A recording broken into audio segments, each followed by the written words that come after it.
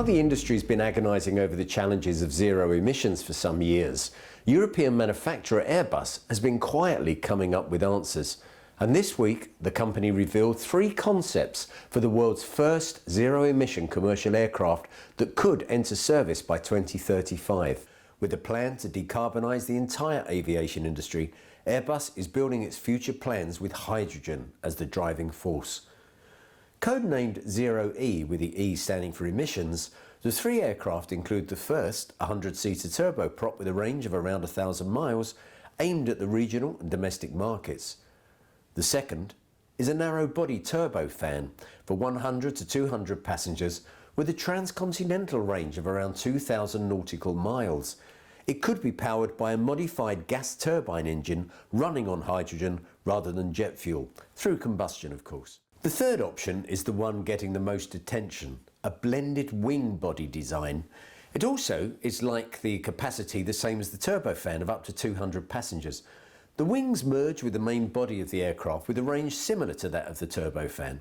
Airbus said the exceptionally wide fuselage opens up multiple options for hydrogen storage and distribution and for cabin layout. Vice President and head of the Zero Emission Aircraft Programme, Glenn Llewellyn, said there was a need for great collaboration across the industry and from regulators. 3 concept planes that we've revealed today all have hydrogen propulsion systems on board. What they show is the huge versatility that hydrogen can bring the aviation industry, because hydrogen is working from less than 100-seat aircraft all the way up to 200-plus seat aircraft with varying ranges. Airbus had set itself a huge ambition to deliver a zero-emission aircraft to its customers by 2035. Honestly though, we can't do this on our own. We need regulators, airports, energy suppliers, technology partners, and it's through working with all of these colleagues that really this is going to become reality. One thing that's for sure is that although hydrogen is only 1/3 the weight of kerosene, it takes 4 times the volume.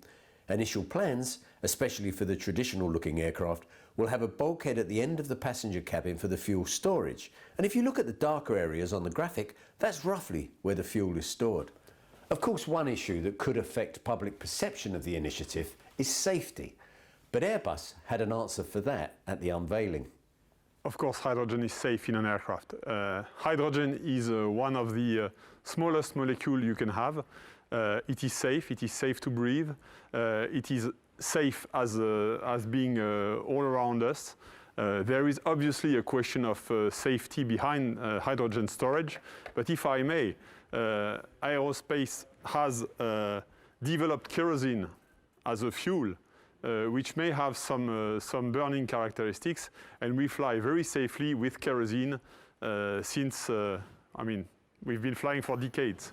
So yes, hydrogen is safe. That doesn't mean there is nothing to be done, doesn't mean there is no challenge, but we are really on top of it. Zero-emission aircraft is really about Airbus having the ambition to bring an aircraft which can fly with no impact on the climate to reality by 2035. We see it as a huge business opportunity.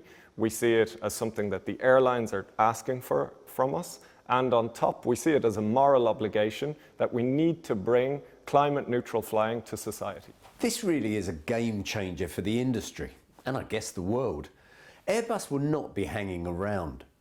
Chief Technology Officer Grazia Vittadini told us that to accelerate on this path, Airbus already has a zero-emission demonstrator in the pipeline, which will be fundamental to de-risk concepts such as refuelling, safe storage, and the distribution of hydrogen across the aircraft. The company aims to get the first results by 2021, and that's an extremely short time indeed. Well, don't forget, if you want to get more on sustainability, go to our website, wearefin.com. Thanks for watching.